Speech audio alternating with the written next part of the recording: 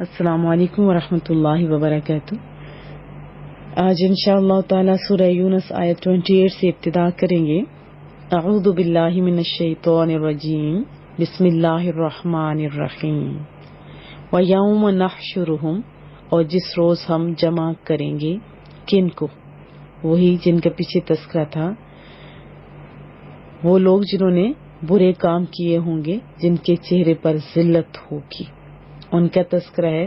اللہ فرما رہا ہے کہ ان کی پشیمانی کا تصور کرو جس روز ہم ان سب کو جمع کریں گے، ثم پھر نقول ہم حکم دیں گے، للذین اشرکوا انہیں جنہوں نے شرک کیا، ان کو حکم دیں گے، مکانکم اپنی جگہ ٹھہرو، یعنی اپنی جگہ پر رک جاؤ۔ کب؟ میدان حشر میں۔ انتم تم وشرکاؤکم اور تمہارے جھوٹے معبود۔ ثم نقول للذین اشرکوا مکانکم انتم وشرکاؤکم، ان سب کو میدان معاشر میں جب ہم جمع کریں گے تو ہم حکم دیں گے مشرکوں کو کہ اپنی اپنی جگہ پر ٹھہر جاؤ، تم اور تمہارے جھوٹے معبود۔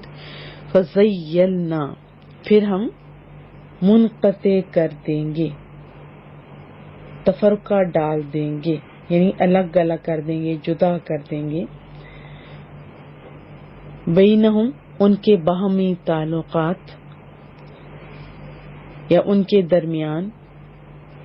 فزیلنا بینہم، پھر ہم ان کے باہمی تعلقات منقطع کر دیں گے۔ وقال، اور کہیں گے شرکاؤہم ان کے معبود، ما کنتم تم نہیں تھے، ایانا صرف ہماری، تعبدون تم پوجا کرتے۔ وقال شرکاؤہم ما کنتم ایانا تعبدون، ایانا تعبدون، اے مشرکو، وہ معبود کہیں گے تم ہماری عبادت نہیں کیا کرتے تھے۔ فکفا، پس کافی ہے، باللہ اللہ تعالی، شہیداں گواہ، بیننا ہمارے درمیان، و بینکم اور تمہارے درمیان، ان کننا کہ ہم تھے، عن عبادتکم تمہاری بندگی سے، تمہاری پرستش سے، لغافلین بالکل بے خبر۔ اب گوتے گویائی ان کو ملے گی، وہ جو ہاتھوں سے بنائے گئے تراشے گئے بت تھے۔ مالک ہے، وہ دے سکتا ہے۔ ہماری باڈی کے اندر کتنا زیادہ گوشت ہے، لیکن کس کو بولنے کی طاقت دی رب کریم نے؟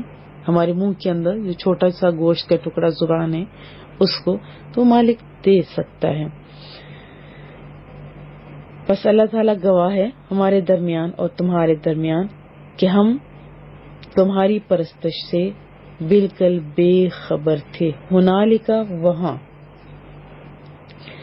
تبلو آزمائش کرے گا، آزما لے گا، جانچ پڑتال ہوگی، کل نفس ہر شخص سے، ما اسلفت، ہم لوگ کہتے ہیں نا اسلاف، ہمارے جو بزرگ ہیں تو یہ ذہن میں رکھیے، اسلفت جو پہلے گزر چکا اس نے پہلے بھیجا تھا، وردو اور انہیں لوٹا دیا جائے گا، الی اللہ اللہ تعالی کی طرف، مولاہم الحق ان کا حقیقی مالک۔ ہنالک تبلو کل نفس ما اسلفت وردو الی اللہ مولاہم الحق، ہر شخص جو اس نے آگے بھیجا تھا وہاں آزما لے گا اور انہیں اللہ تعالیٰ کی طرف جو ان کا حقیقی مالک ہے لوٹا دیا جائے گا۔ وضل، ضاد لام لام روٹ ورڈ ہے، گم ہو جائے گا، عنہم ان سے، ما کانوا یفترون جو وہ افترا باندھا کرتے تھے، گم ہو جائے گا یا جاتا رہے گا وہ سب کچھ جو وہ بہتان باندھا کرتے تھے، یا یہ کہہ سکتے ہیں اور گم ہو جائے گا ان سے جو وہ افترا یا جھوٹ باندھا کرتے تھے، بہتان باندھا کرتے تھے۔ قل، آپ پوچھئے محبوبہ، من یرزقکم، من کون، یرزقکم تمہیں رزق دیتا ہے، تمہیں کون رزق دیتا ہے، من السماء آسمان سے یہ جو بارش ہوتی ہے، پھر مردہ زمین میں جان پڑتی ہے، پھر پھل، یہ ساری چیزیں اس پانی کی وجہ سے ہوتے ہیں نا. والارض، اور زمین سے، پانی اور سورج چاند ان سب کا اپنا اپنا کردار ہے. یہ جو پھل آپ کے پاس جاتے ہیں نا، اس میں سب کا کردار ہے. اور پھر مزدوری، یہ جو محنت ہے ان کا بھی ضرور ہے، لیکن مالک اگر نہیں چاہتا تو کوئی بھی چیز پھلاور نہیں ہو سکتی. تو فرمایا گیا ہے کہ آپ پوچھئے کہ تمہیں آسمان اور زمین سے رزق کون دیتا ہے، امن یملک، یا کون مالک ہے. سمع، بہت بڑی چوٹ ہے، یہ دیکھے تو صحیح. سماعت کہاں سے ہوتی ہے؟ کان سے نا. سمع کان کا، والابصار اور آنکھوں کا. امن یملک السمع والابصار، یا کون مالک ہے بتائیے کان اور آنکھوں کا. ومن یخرج، اور کون نکالتا ہے، حی زندہ کو، من المیت مردہ سے، ویخرج المیت، اور نکالتا ہے مردہ کو، من الحی زندہ سے.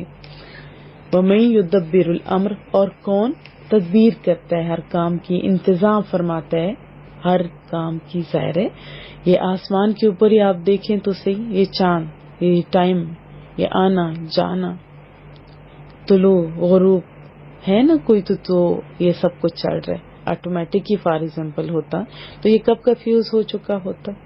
تو یہ توجہ دینے کی طرف بندے کی توجہ مبذول کرائی جا رہی ہے.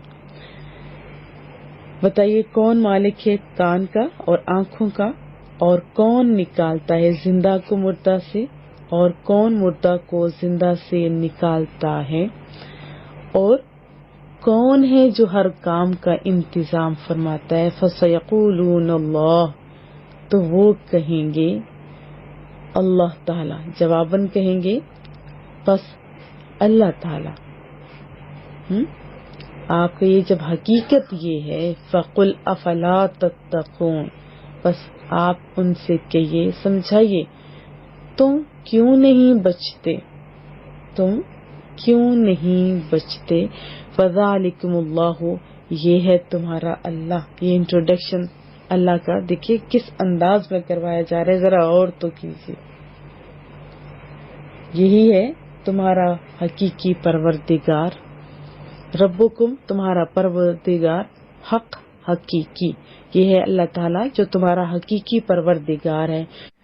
فماذا، پس کیا ہے، بعد الحق، حق کے بعد، الا، بجز یا سوائے، ضلال، گمراہی کے. پس حق کے بعد کیا ہے، سوائے گمراہی کے. فانا، پھر کدھر، تصرفون، تمہیں موڑا جا رہا ہے. تصرف ہوتا ہے نا پھر جانا، پھیرنا، تمہیں کدھر پھیرا جا رہا ہے. فانا تصرفون، پھر تمہیں حق سے کدھر موڑا جا رہا ہے. راہ جا لیتے ان آیات میں کفار اور مشرکین کو میدان حشر میں جو پیش آنے والے واقعات ہیں نا، انہیں سنا کر غور و فکر کی دعوت دی جا رہی ہے کہ دیکھو آج تمہارے درمیان رسول اللہ صلی اللہ علیہ وسلم تشریف فرما ہیں، معجزات دکھا کر دعوت توحید کی طرف بلا رہے ہیں، لیکن تم ہو کے پرواہ نہیں کرتے، اور اپنے ہی ہاتھوں سے یہ روڑے جو زمین پہ پاؤں کے نیچے آتے ہیں اٹھا کے ٹھونکے مارتے اس کو، اور پھر اپنا ہی خدا بنا لیتے ہو. ان مٹی اور پتھر کے بتوں کو پوجتے چلے جا رہے ہو. یاد رکھو قیامت کا دن آنے والا ہے، اس روز تمہارے یہ معبود تمہارے کسی کام نہیں آئیں گے، بلکہ وہ تم سے اپنی لا تعلقی کا اظہار کریں گے. اس وقت تم فرتے ندامت سے اپنے ہی ہونٹ کاٹو گے. جیسے دنیا کا رول ہے ایسے ہوتا ہے، جب ندامت ہوتی ہے تو اپنے ہونٹ بندہ کاٹ رہا ہوتا ہے، لیکن کوئی فائدہ نہیں. کل کی پیشمانی اور رسوائی سے بچنا چاہتے ہو تو صرف ایک ہی طریقہ ہے، رسول اللہ کے دامن کو تھام لو، دعوت توحید کو، دعوت حق کو، اس دعوت کو قبول کر لو، ان کا دامن کرم تھام لو اور ان کی پیروی کو اپنا شعار بنا لو. پھر فرمایا گیا کہ مشرکین کی ذہنی پستی اور فکری انحطاط اور گراوٹ کا ذکر کرنے کے بعد جھوٹے خداؤں کی خدائی پر ایسی ضربیں لگائی جا رہی ہیں نا، جن کا جواب ان کے پرستاروں کے پاس بھی نہیں ہے. ان سے پوچھا جا رہا ہے بھلا بتاؤ تو صحیح بتوں کو اپنا خدا ماننے والوں، یہ جو قسم قسم کے اناج ہیں، رنگ برنگے پھل ہیں، طرح طرح کی سبزیاں ہیں، یہ پھول، یہ کس نے پیدا کیے؟ یہ سینکڑوں قسم کے جانور جن کا تم گوشت کھاتے ہو کس کی پیداوار ہے؟ تم تو زمین میں ہل چلا کر بیج ہی ڈال آتے ہو نا. اس کے بعد جب ابر رحمت برستا ہے، پھر چاند کی ٹھنڈی ٹھنڈی وہ جو پہلی کرنیں ہوتی ہیں، سورج کی گرم گرم سنہری شعائیں جو اس بیج کو پکنے میں، پھل اور یہ تیار ہونے میں، درخت نکالنے میں مدد کرتی ہیں، اس کو رنگ و بو سے نوازتی ہیں، اس میں ذائقے کی رس کھولتی ہیں. یہ ہوائیں دیکھیں جو نر اور مادہ کے شگوفوں میں پولینیشن کرتے ہیں نا، وہ ذرا انصاف سے بتاؤ یہ پیدائش اور نشو و نما کے اس پروسیس کی طویل زنجیر میں کوئی ایک بھی ایسی کڑی ہے جس کی نسبت تمہاری ان بتوں کی طرف کی جا سکتی ہو؟ پھر دیکھو تمہاری آنکھ اور کان کس نے بخشے؟ ان میں دیکھنے اور سننے کی قوت کس نے رکھی؟ تم اس نازک اور پیچیدہ مشینری کو دیکھو کس حکمت اور مہارت سے بنائی گئی ہے. ذرا سوچ کر بتاؤ کہ یہ کارنامے تمہارے معبودوں نے سر انجام دیے. ذرا سوچو، آپ بھی سوچیے. اللہ پہ پیار آئے گا. آپ تو ماننے والے ہو نا. سر کے بال سے لے کے پاؤں کے ناخن تک سوچے، کھانے سے لے کے کھانا نکالنے تک سوچے، اور انسان کی پیدائش کی ابتدا سوچیں. الٹے برتن میں تو پانی نہیں ٹھہرتا، پورا بندہ ٹھہرتا ہے. اپنے کھانے پینے کی چیزوں پر سوچیے، آپ کو اپنے رب کریم پہ بہت زیادہ پیار آئے گا. پھر فرمایا ذرا سوچو زندگی اور موت یہ دونوں اپوزٹ ہے نا، متضاد قوتیں ہیں، لیکن چشمے حقیقت آشنا کھول کر ذرا دیکھو، بتاؤ کس کی قدرت. ایک مردہ چیز جیسے انڈا، یہ آپ دیکھ لیں، انڈے کے اندر کیا چوزا ہوتا ہے؟ نہیں، انڈا آتا ہے، اس کو توڑتے ہو، بھون کے کھا لیتے ہو، ایسا ہی ہے نا. لیکن کچھ ٹائم کے بعد وہی ڈاٹ بنتا ہے، اور وہ چوزے بننے کی اس کے اندر کچھ ہے نا، رب نے رکھی ہوئے، وہی انڈا اس میں جان پڑ جاتی. وہ زندگی کے چشمے کون جاری کرتے، اور کس طرح زندگی کے شکم سے مردہ اشیاء بھی پیدا کرتے ہوتے ہیں، مردہ بچے بھی. تو کیا اس میں تمہاری بتوں کا کوئی عمل دخل ہے؟ پھر فرمایا آخر میں یہ جو چیز ہے کہ یہ ساری چیزیں اس کو کچھ چلانے والا بھی تو ہے نا. بتاؤ یہ چیزیں جو بطور مثال ذکر کی گئی ہیں، ان کا ہے نا کچھ چلانے والا، تدبیر کرنے والا؟ ورنہ اس کارخانے ہستی کی جس چیز کی طرف بھی ہم دیکھیں گے اور علم کامل کے جلوے نظر آتے ہیں، یعنی سبب مسبب، علت معلول اور مصدر اور اثر کے باہمی تعلق کا جو نظام محکم قائم ہے، وہ سوچنے والے انسان کو محو حیرت کر دیتا ہے. اب بتاؤ آسمان کی بلندیوں کو، زمین کی پستیاں دیکھے، پانی کے اوپر کھڑا ہے یہ سب کچھ، اوپر آپ بلڈنگ جو بنا رہے ہو، اور یہ چاند کا چمکنا، یہ سورج کی روشنیاں دینا، اور ستاروں کا یہ خوبصورت ٹمٹمانا، انسانی اور دیگر حیوانی افزائش نسل کے قواعد دیکھیں، یہ گھنگور گھٹائیں دیکھیں، لہلاتے جو کسانوں کی محنتیں کا آ جاتے ہیں، لیکن سارا کام کس کا؟ آپ کے مالک کا. یہ سب کس نے پیدا کیے؟ یہ لہلاتے کھیت. کیا تم میں یہ کہنے کی ہمت ہے کہ اللہ کے بغیر کوئی اور ان کا خالق ہے؟ نہیں، بالکل نہیں.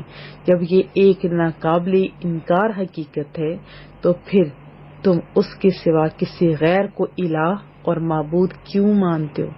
اس کے بغیر کسی اور کو اپنا مسجود کیوں بناتے ہو؟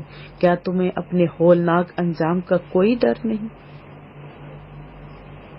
یہ جو سارا کام کرنے والا ہے نا، یہ ہے تمہارا معبود.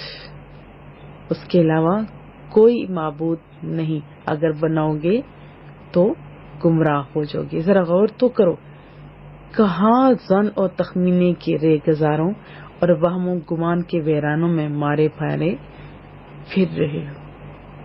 تو خوش نصیب کون ہے؟ جو اپنے رب کے ساتھ جڑ جاتا ہے، اور جو رب کے ساتھ جڑ جاتا ہے پھر اللہ انہیں عزتیں دیتا ہے دنیا کے اندر بھی. پھر لوگ ان کے پاس جا کے کہتے ہیں تم اپنے رب سے مانگو. ہمیشہ سے یہ طریقہ رہا ہے کہ اپنے سے بہتر شخص کے پاس جا کے دعاؤں کا کہا جاتا ہے. اور اگر نیک صالح ہو جاتے ہو تو قیامت والے دن آپ دوسروں کے لیے فائدہ مند ہوگے، دنیا میں بھی اور آخرت میں بھی۔ تو اللہ نے آپ میرے سننے والوں کو زیادہ تو ایمان کی دولت سے مالا مال کیا ہوا ہے، آپ بھی اپنے آپ کو قیمتی بنائیے، دعاؤں کی درخواست رہے گی۔